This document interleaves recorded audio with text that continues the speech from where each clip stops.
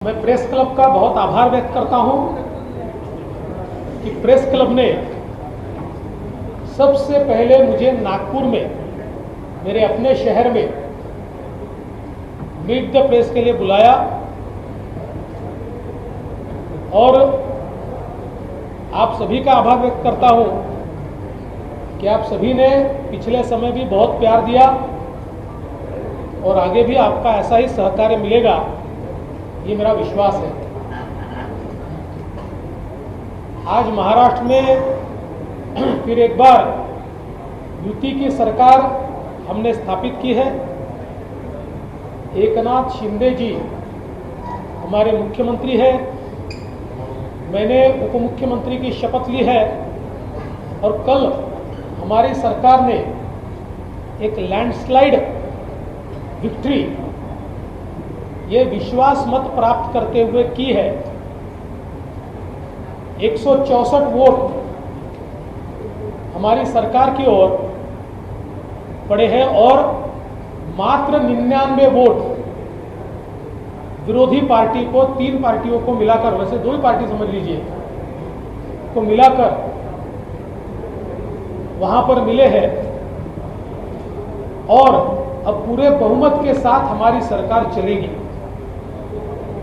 2009 में mandate BJP Shiv Sena को मिला, किंतु जनता का मैंडेट चोरी हो गया और कुछ लोगों ने उसको चुराकर एक बगैर मैंडेट की सरकार तैयार की। 2.5 साल तक ये सरकार भगवान भरोसे चलती रही। सरकार महाराष्ट्र में अस्तित्व में नहीं थी। भ्रष्टाचार चरम सीमा पर था। भ्रष्टाचार के आरोप में, दाऊद के संबंध के आरोप में मंत्री जेल जा रहे थे और ऐसे समय मेरा था, सरकार गई इसका दुख नहीं था, मैं मुख्यमंत्री नहीं हूं इसका दुख नहीं था। दुख इस बात का था कि आदरणीय प्रधानमंत्री मोदी जी के नेतृत्व में देश जिस रफ्तार से जा रहा था और उस रफ्तार में एक इंजन का काम महाराष्ट्र कर रहा था, कहीं ना कहीं वो इंजन बंद हो गया, वो रुक गया, वो धीमा हो गया। इसका दुख मुझे रोज होता था। प्रोजेक्ट्स बंद, हमारे इंडस्ट्रियल ग्रोथ, उसमें भी गति धीमी हो गई, किसानों की योजनाएं बंद हो गई। विशेष रूप से विदर्भ और मराठवाड़ा जैसे हमारे पिछड़े इलाकों के ऊपर एक अन्याय की मालिका शुरू हुई और ऐसे समय मैं लगातार संघर्ष करता रहा। भारतीय जनता पार्टी के हमारे 106 विधायक पूरी ताकत से हमारे साथ रहे और हमने एक टीम के रूप में इस सरकार के खिलाफ एक संघर्ष खड़ा किया। लेकिन वो संघर्ष करते करते मेरे ये ध्यान में आने लगा कि सरकार में अंतर विरोध तो है ही, लेकिन सरकार की सबसे बड़ी पार्टी शिवसेना, इसमें सबसे बड़ा अनरेस्ट है, इसमें सबसे बड़ा अंतर विरोध है। शिवसेना के विधायक बार बार हमसे चर्चा करते थे तो कहते थे अगले चुनाव में हम पब्लिक के सामने अपनी कॉन्स्टिट्यूएंसी में जाएंगे तो हमको पता नहीं है कि हम क्या मांगेंगे, कैसे वोट मांगेंगे। जिस हिंदुत्व पर हमारी पार्टी खड़ी हुई, बाला साहब ठाकरे जी ने जिस हिंदुत्व के आधार पर हमको खड़ा किया, कहीं ना कहीं उसका विरोध करने वाली ताकतों के साथ हम खड़े हैं और उन ताकतों ने हमको मुख्यमंत्री पद तो दे दिया, लेकिन हमारा सारा ले लिया। जाने के लिए मैदान में उतरा, 40 लोग उनके साथ शिवसेना से और 10 इंडिपेंडेंस, 50 लोगों का ग्रुप तैयार हुआ तो भारतीय जनता पार्टी ने उनको पूरा समर्थन दिया।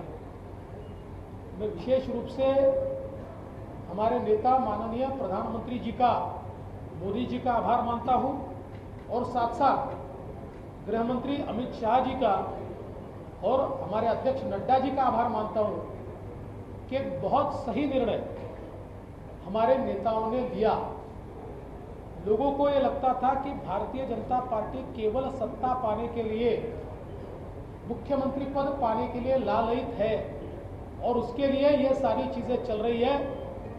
हमारे नेताओं ने मेरे साथ चर्चा करके, और मैं स्पष्ट रूप से बताऊं, ये प्रस्ताव मेरा खुद का था और जिसको हमारे नेताओं ने मान्यता दी, और हमने भारतीय जनता पार्टी के साथ 115 लोग होते हुए भी शिवसेना के एकनाथ शिंदे जी को मुख्यमंत्री बनाया। हमारे नेताओं ने बताया कि हम सत्ता के लालची नहीं, विचारों की लड़ाई है, विचारों के लिए हम लोग ये सारा काम कर रहे हैं।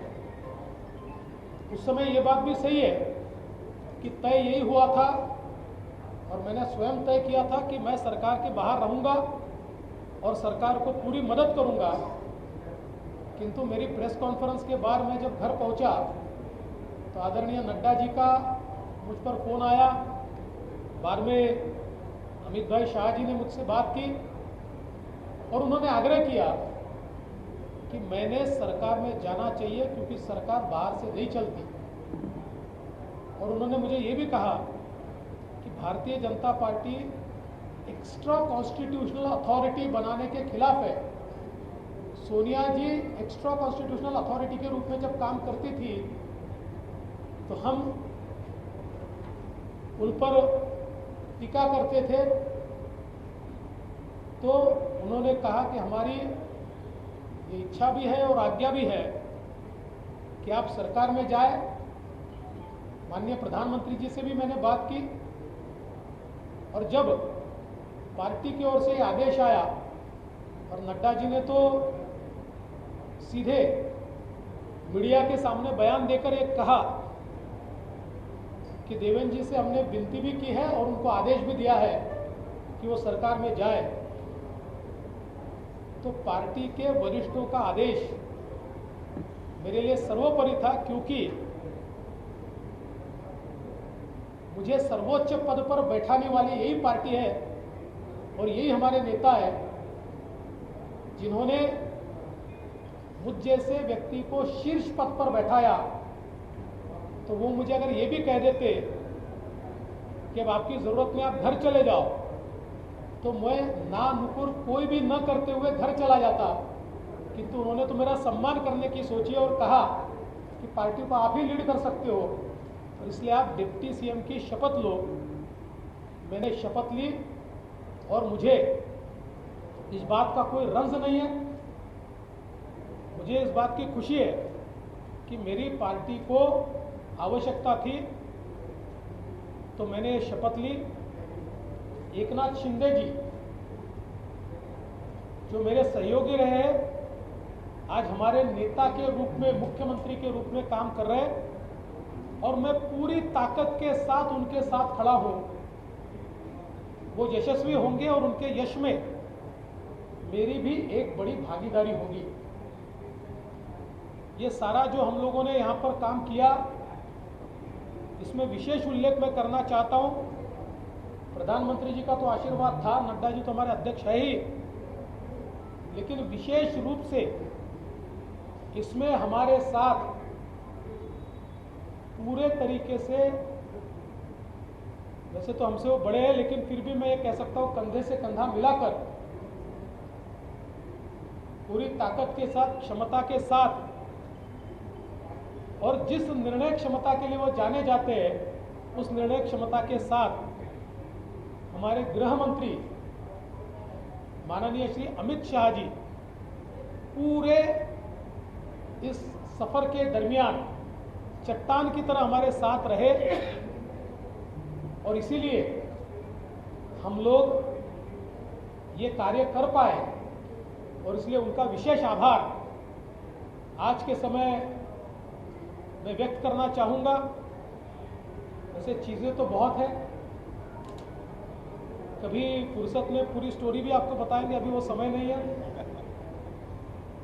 किंतु मुझे लगता है कि एक सफलता के साथ सरकार बनी है ये सरकार 2.5 साल पूरी चलेगी, पूरी 2.5 साल ये सरकार चलेगी और नए सिरे से वापस मैंडेट लेकर चुनकर आएगी।